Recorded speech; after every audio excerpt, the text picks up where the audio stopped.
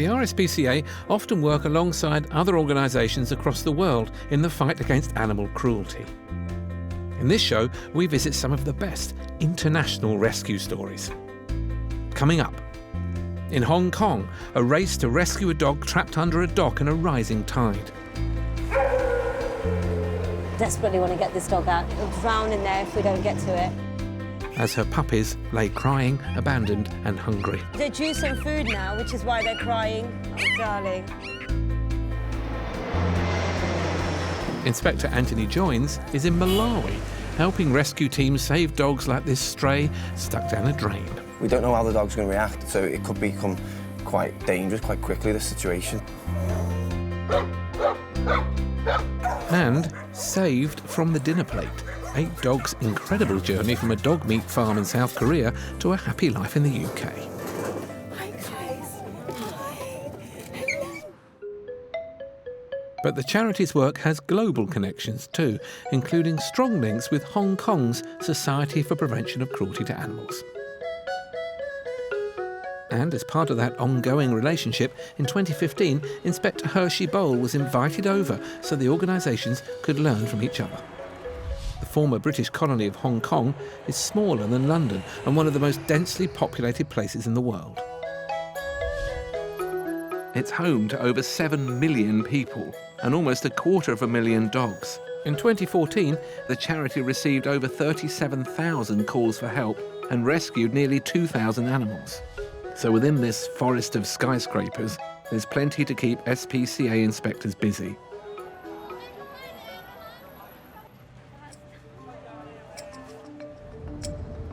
It's a balmy 30 degrees, but Hong Kong first-timer Hershey isn't here to sit by the pool.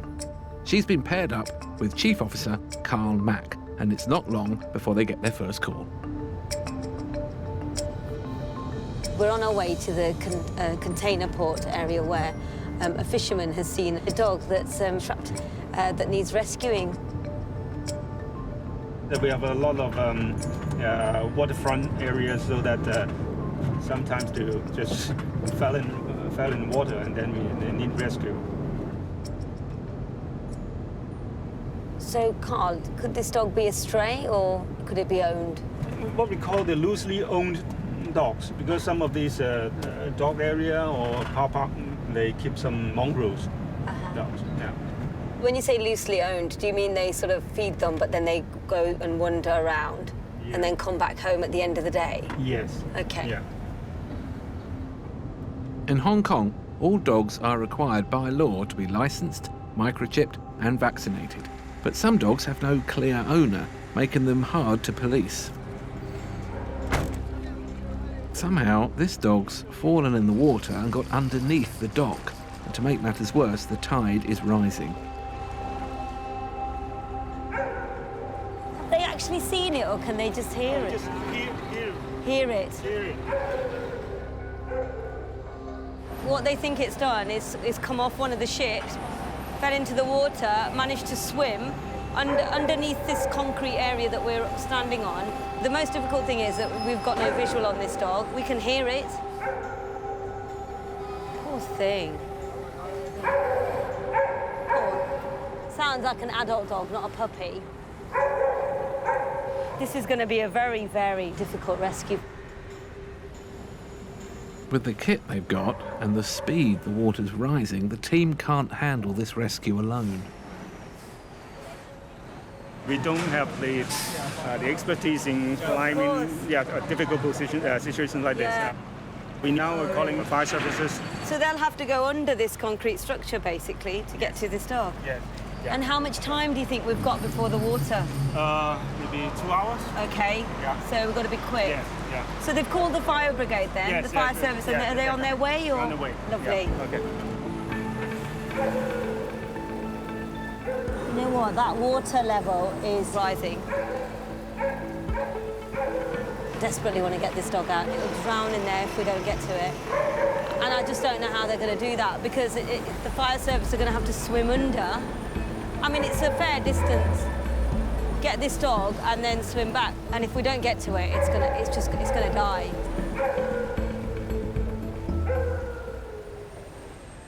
Very few details are known about the trapped dog, but it looks as though she may be a new mum. Oh gosh, look. Oh. Puppies. 1, 2, 5 of them. They're nice and big. Oh, you're hungry. This is becoming a bit more intense now because she's got puppies too. Yes. Oh, hello. Oh dear. These puppies are the age where their eyes aren't open, so they're probably about a week old. They need feeding pretty much every 2 hours. So they're due some food now, which is why they're crying. Oh, darling. Without a mum, the chances of these newborns surviving are much lower. It's hard enough that we had a dog trapped under the water, you know, by the sea. But now she's got puppies, it's become even more urgent and frantic. The pressure is on. And for Hershey, this is one of the toughest rescues she's ever taken part in. Desperately want to get this dog out.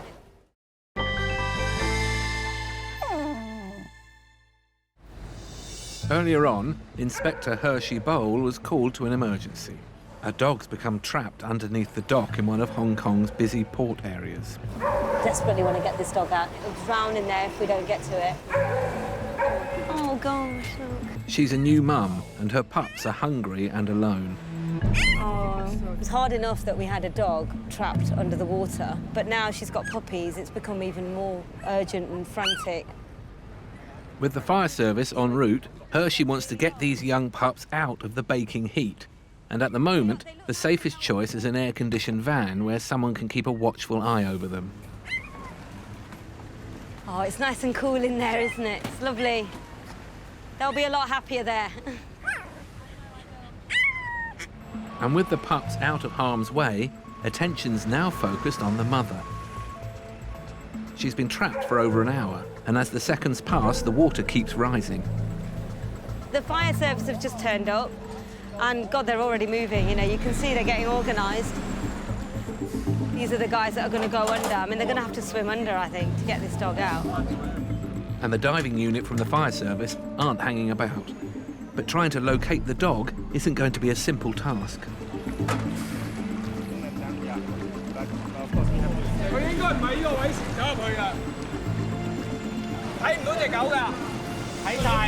Doesn't look good, does it? The rescue team can't see the dog. The only way they can is by going underwater. For safety, the divers are tethered together.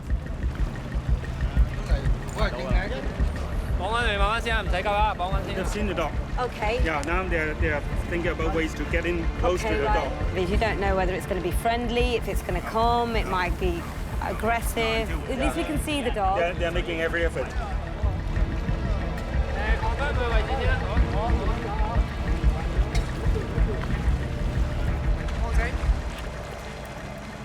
The dog is coming out. It's coming out.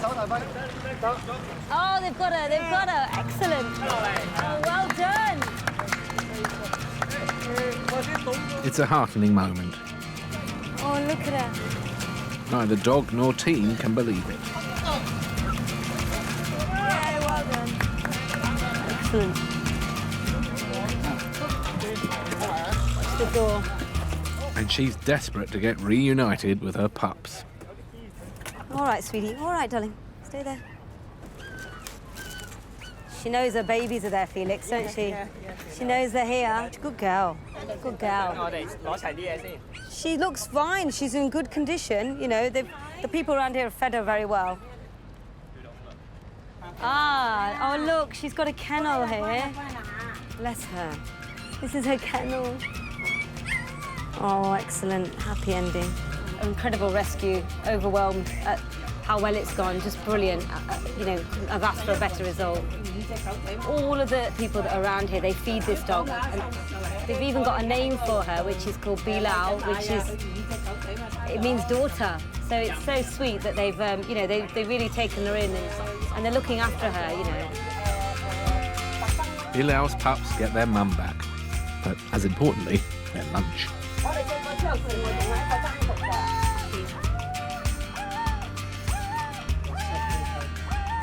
amazing. It's back with the puppies and they're all safe. This was absolutely a life and death situation for this dog, and incredible start and frantic start to my first day in Hong Kong. So yeah, I think I need a cold drink now to cool down. I think everyone deserves a drink. We'll join Hershey in Hong Kong again later in the show. In 2014, Inspector Anthony Joins packed his bags and headed to Malawi in Africa to help set up a new inspectorate. He was there to offer his knowledge and wisdom, and as we all know, he's a man happy to speak his mind. Absolute neglect, isn't it, mate? To me, it looks like he's just been left to rot. It's just completely unacceptable. Malawi lies in southeast Africa. It's landlocked and has a population of just over 19 million people. And living alongside them are plenty of pet dogs. But just like over here, there are those that don't give them the love they deserve. In Malawi, strays are a big problem. In its capital city, Lilongwe, it's thought there are as many as 5,000 roaming the streets at any one time, and some are even carrying the deadly rabies virus.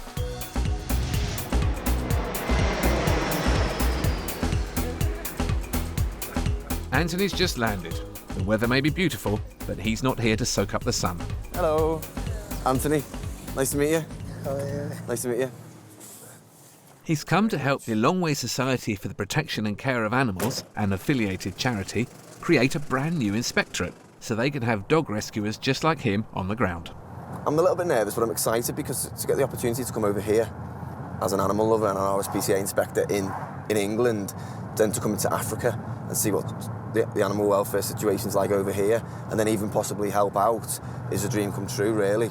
So I'm as soon as I've had a shower, I'll be ready to go.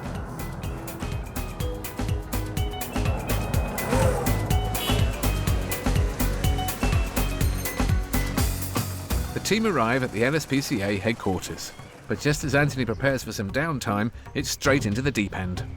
The shower's gone out the window because we've just had a call from a member of the LSPCA staff to say that they've got an emergency rescue to do with a dog that's fallen into a pipe on a building site or something. Let's go. So Anthony heads out with the team, led by LSPCA Inspector Eric Matembo.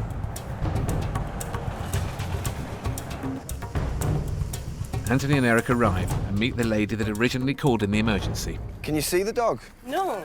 Oh, you can just hear it.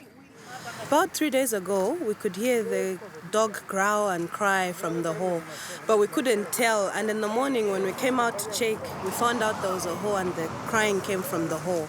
There is the hole. Oh, right, okay. Yeah. Just be careful.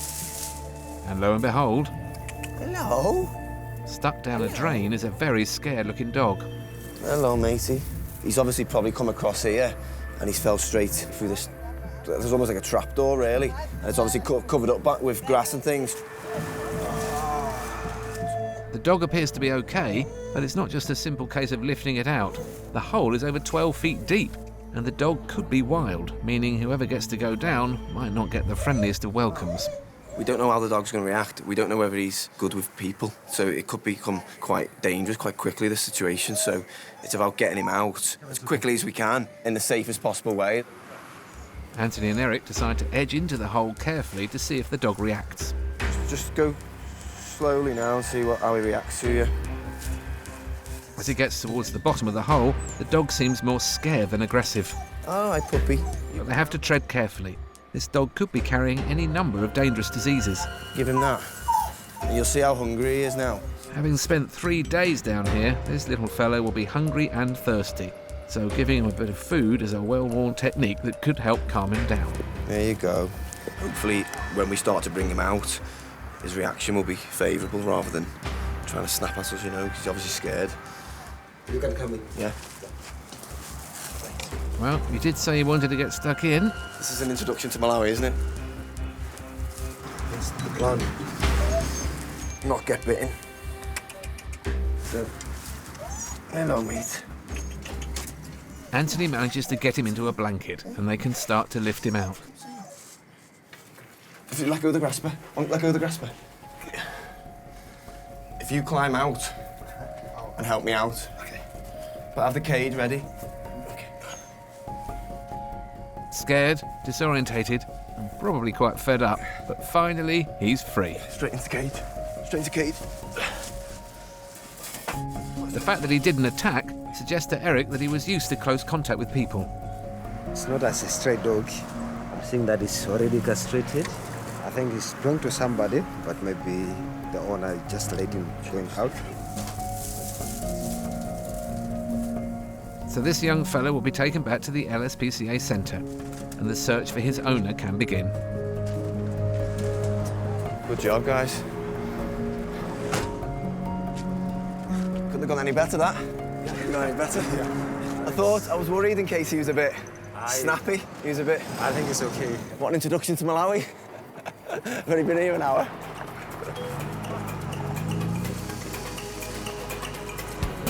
So it's off to the kennels for the young pup, where he'll be given a thorough health check. It's certainly been a case of in at the deep end for Anthony. I was a little bit nervous, only because that rescue would have been difficult in England, and we probably would have ended up using the fire service or something, but that was a difficult rescue with no kit. Luckily, the dog wants to be rescued. It could have been a lot difficult if it was a snarling sort of feral dog, but it was just a perfect job, really. I'm made up, it's brilliant. Stay with us for more of Anthony's African adventures. Good job. Well, that's a good job. Yeah. Brilliant job, that. Yeah, really good. Elsewhere in the world, there are other charities that are devoted to changing the lives of animals in need too. In South Korea, there are around 17,000 farms which breed dogs to be sold at market for human consumption. The law is somewhat of a grey area, and although elements of the trade are illegal, it still goes on. But attitudes are changing. Increased pressure from animal welfare groups and a rise in pet keeping means the practice is becoming more widely condemned, particularly among the younger generation. And with support from overseas, farms are closing down. In 2017, a team from Humane Society International, led by Wendy Higgins, went to one such farm to free 200 dogs. Dogs never cease to amaze me.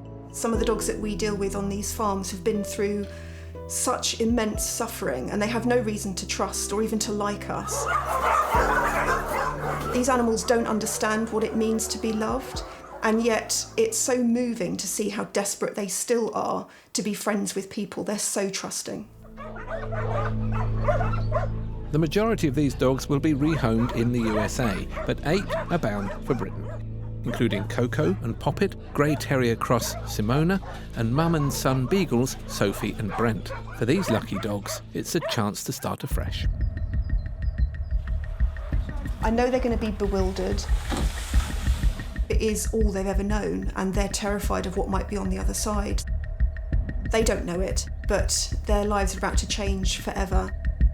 After 3 months of health checks and preparation, their big day has finally arrived. The dogs have touched down at Heathrow Airport. Maybe we can swap over. The press are out in force for this feel-good story, and it's an emotional moment for Wendy and everyone involved in their rescue. Oh my God, there's Coco.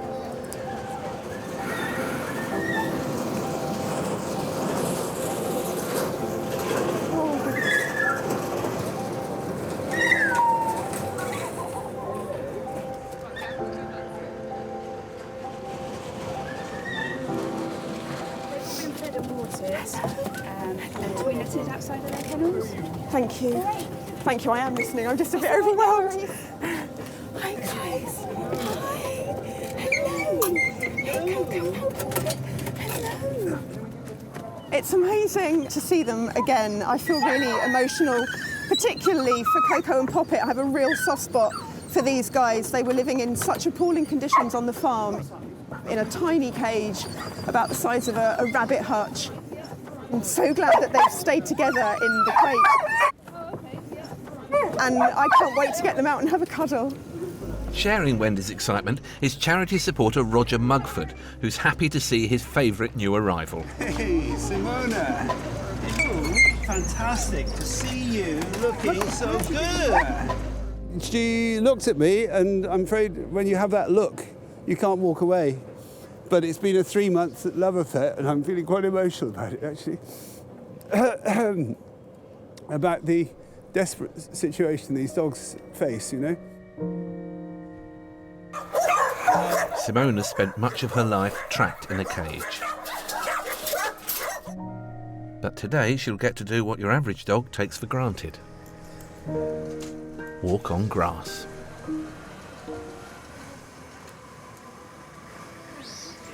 Now, young lady, see how quickly she's coming round. This is good.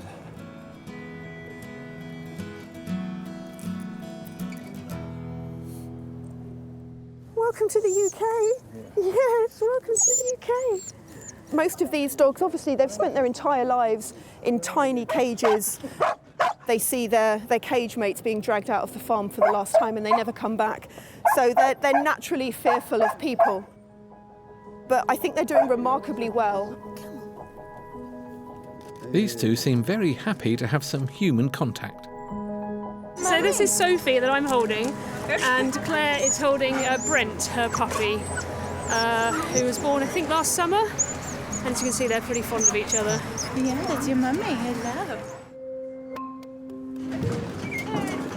The dog's life-changing journey isn't quite over yet. After what must have been a disorientating flight, they're now off to kennels. We'll see how they get on there a bit later. Also coming up, can Anthony rescue these puppies being sold at a roadside? Get the quick sale and they'll move on, so we need to act quickly. Put down the camera for a minute.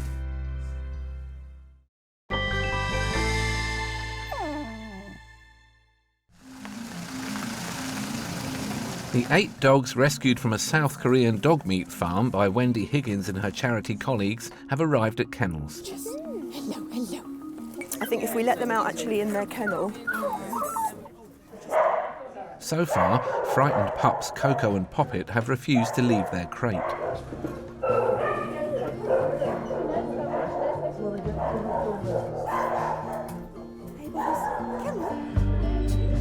But now, it seems that they're starting to feel confident enough to explore their new surroundings.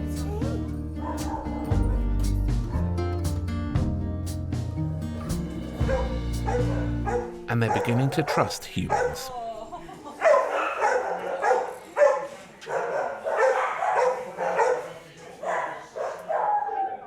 It must all be a bit strange, a bit bewildering. And they're not to know that they're safe yet. So we need to get them to the point where they realise that it's all over and that they don't have to be afraid anymore.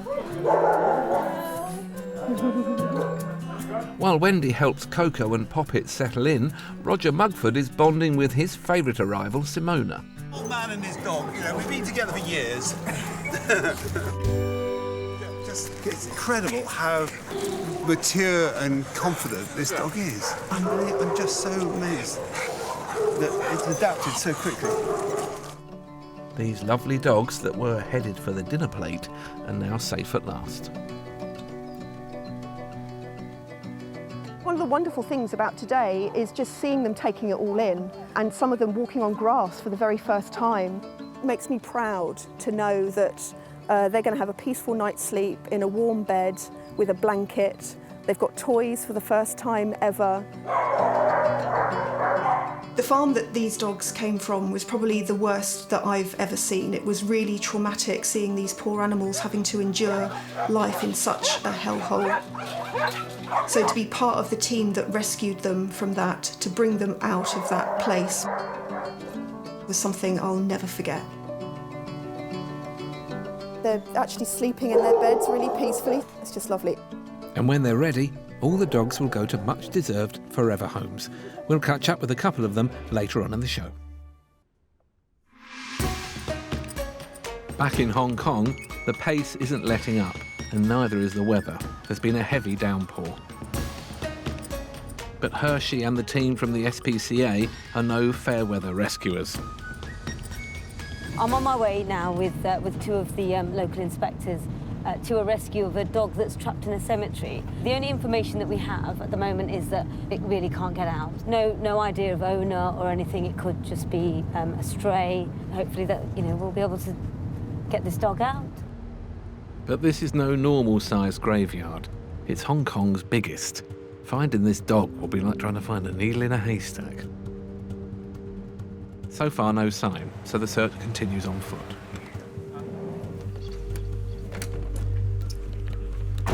It's a very big cemetery. Massive. Hell of a lot of stairs. Oh, you can hear it. But it's very difficult for anyone to tell where the sound is coming from.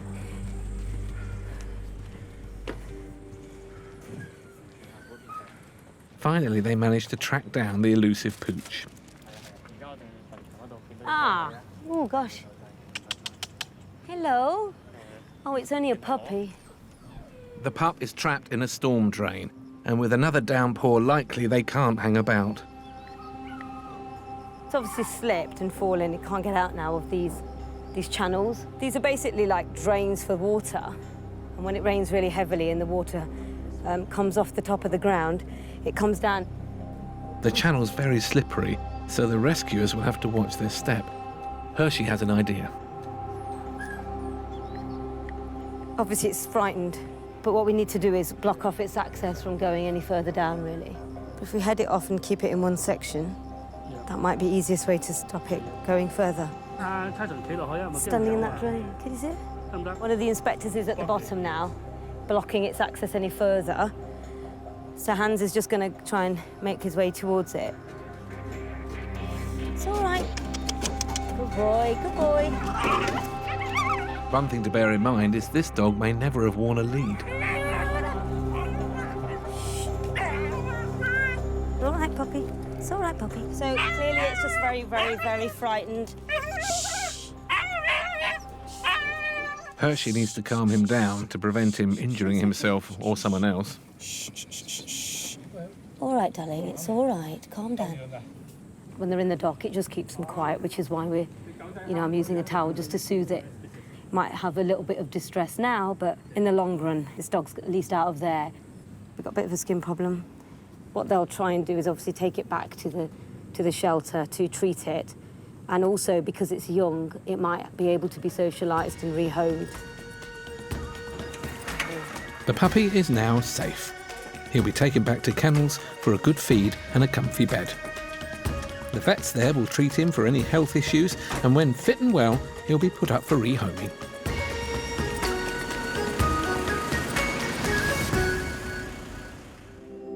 It's nice to feel wanted, as Simona has been lucky enough to find out. It's now been 3 months since the little terrier cross arrived in Britain from South Korea. And she's had quite a journey, from a hellish existence on a dog meat farm to a happy life on a very different farm in the Surrey countryside. Come on, darling. Come on. Come. She's found her forever home with her rescuer, Roger Mugford, and his menagerie of animals. And she's got a new name too, Shadow. She very quickly earned the name Shadow because she was my shadow. She was half a metre behind wherever I was. I knew exactly where Shadow was. She was there. My home isn't just for dogs. We keep cattle, horses, sheep. Shadow's had to get used to all of these different species. In the early days, I had to be really careful that she wouldn't spook and run off. Now she's becoming increasingly independent. Hello, good. Ooh, you're good. Ooh, darling. Ooh, take you up. Today, Shadow's going to try something new, an agility course. Got everything here. But before she has a go, Teddy is showing her how it's done. We're hoping that with Shadow watching Teddy, that she'll get the idea. Beautiful jump. Uh-oh, he's done it before. Hope you're paying attention, Shadow. Look at the speed, my goodness me. Oh, over the A-frame. Blimey, that was good. What do you reckon, Shadow? You follow Teddy? Yeah. Come on, over you go. Jump over, come on. No. Jump. Come on. Oh, well, maybe she'd be better at the A-frame. Hey. Up there. Come on. Yeah. You are, wonderful. Pretty darn good. Well, I think you deserve a big reward for that. Well done, Shadow. You're getting the hang of it. This is a dog who had no early training, who has proved to be easily highly trainable. And this way. Come on, and this way. Good girl, and sit, baby. Oh, yeah. This little dog has been a delight. No, that's a bit scary. She's got a little way to go, but boy, when I think of the journey she's made, such a rapid journey and with such a positive outcome. Hop, come on, yes! Little Shadow really does deserve her happy ever after. And we'll catch up with another of the rescued Korean dogs later. Back in Malawi, Inspector Anthony Joins is helping train officers of the LSPCA, the local animal welfare charity. I think he'll get rehomed in no time. He's a lovely dog, isn't he? He's a good boy. One of their biggest problems is illegal puppy selling, where unscrupulous breeders will sell unneutered and unvaccinated puppies by the roadside. It's something the LSPCA is working hard to stamp out. And today, Anthony and the team are going undercover to try and catch the puppy sellers red-handed. We're just on our way now to the centre of Lilongwe, where we believe there might be people selling puppies at the roadside. As in the UK, selling puppies without a licence in Malawi is against the law, so the team have to act quickly. It's all a bit rushed because these people don't stay around for long because they know it's illegal, so we're just on our way to the police station to pick up some police officers and then we'll shoot over to the area. Yeah, it's all go, really.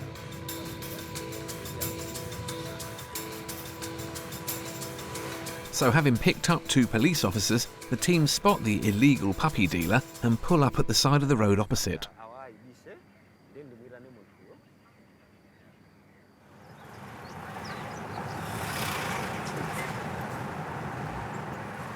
I have to change my shirt. Eric knows from experience that if the seller realises they are from the LSPCA, he won't come over to their car, so he changes into a normal shirt. So what I'll do is I'll call the people, pretending like I'm the buyer. So when he came here, we ask the price. Then maybe I say, can I take a look of your dog? And then either the police will go on the other side and try to get him. A toot of the horn is enough to attract the seller's attention.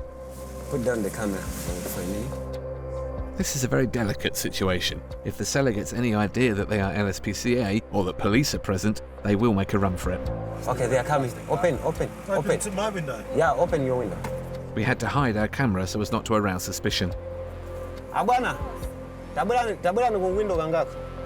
Eric needs the man to offer him the puppies for money. Without this, there is no evidence he is actually selling them. 4-5. He's been given a price of 4,500 Malawian kwacha, which is just under £7 UK. With the price offered, Eric now needs to ensure the safety of the puppies. He sends his officers to inspect them and take them out of the hands of the seller. Can you take a look, maybe? You can take a look, just take a look. Yeah, I will. And with the pups in hand, they make their move.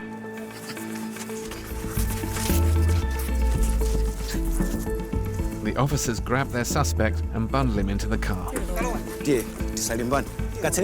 But they're not out of the woods yet. Close the door. Puppy sellers have been known to become aggressive and the situation could turn violent, so the team moved quickly. Let's move out fast.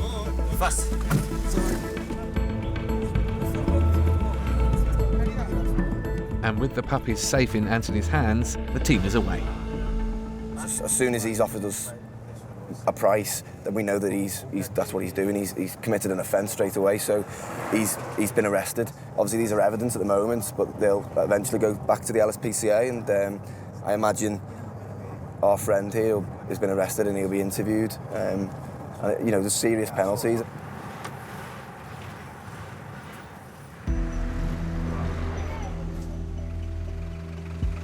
The inspectors arrive at the police station where the suspect will be questioned. These are literally just being bred for money, for exploitation money, that's it. So it's good that we've managed to confiscate them. The puppies can now be taken back to the LSPCA, where their health can be assessed. They could be carrying any number of lethal diseases. Stay with us to discover their fate. Good job, man. Good job. Good job.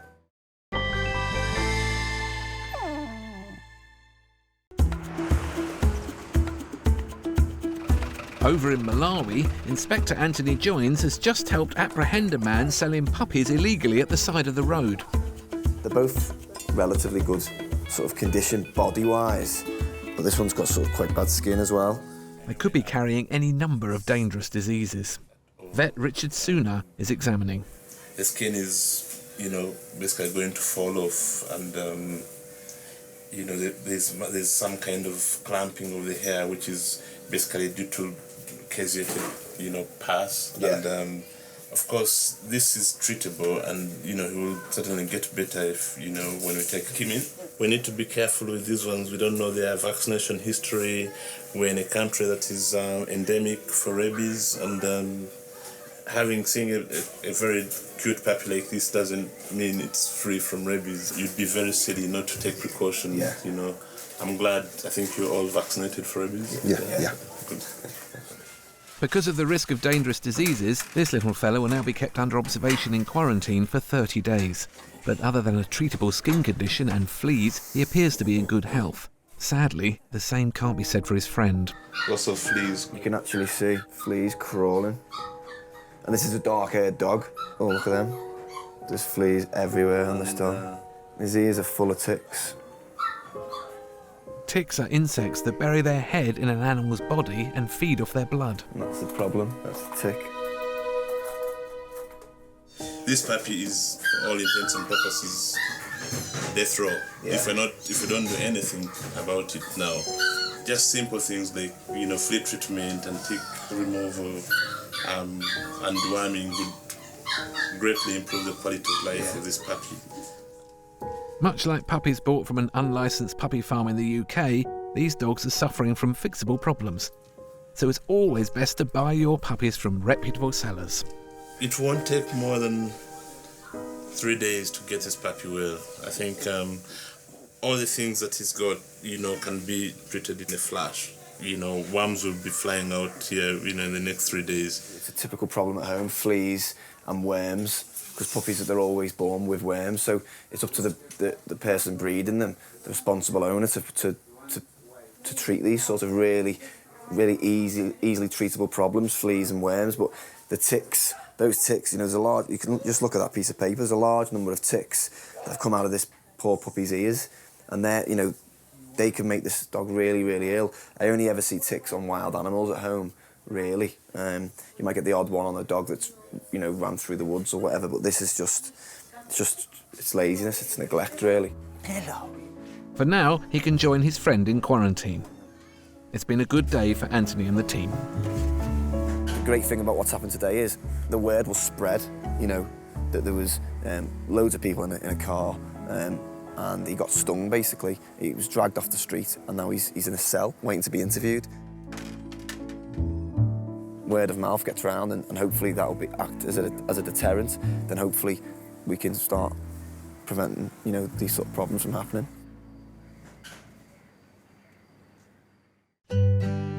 All of the dogs that came to the UK from South Korea have now found loving homes. They've gone from being on death row to adored pets, including little puppy Brent. It's wonderful news. And a year later, Best in Show have caught up with his mum Sophie the Beagle in her new home in Essex, with owner Katia da Costa and fellow Beagle Harry. The first time I've heard about Sophie, my thought was I need to see her, meet in person, and I did, and I fell in love with her. And it looks like Sophie feels the same way. As you can see, she's very happy. Sophie and I, we got really attached to each other. Not just Sophie attached to me, but me to Sophie as well. I'm helping her having a better life, a happier life, and she's helping me as well. I think she kind of knows that, and that is this special bond. Let's go out, come on, out. Oh, what a treat.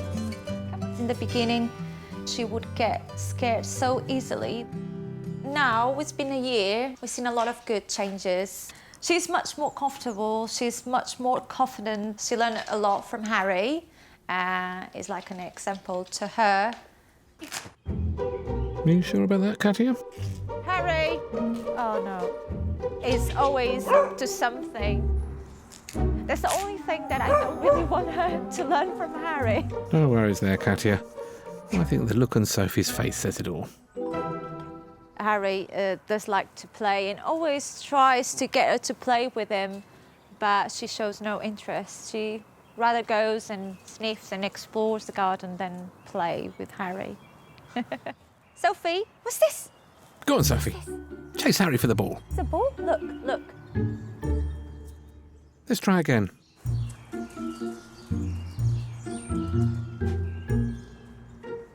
No. Okay, not your thing. She doesn't care about toys, but what she loves the most is food. Wait. She learned the word treats, so just shout treats and she comes running to me. Sophie, come here. Sophie, treats. Sophie. Let's go for a walk. Let's go. Yeah. Let's go. Come on.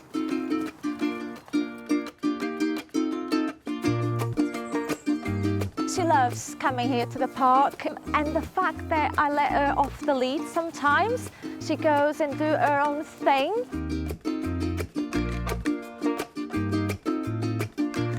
A walk with them is never boring. It's always lots of fun, and they stop in every single tree to give it a sniff.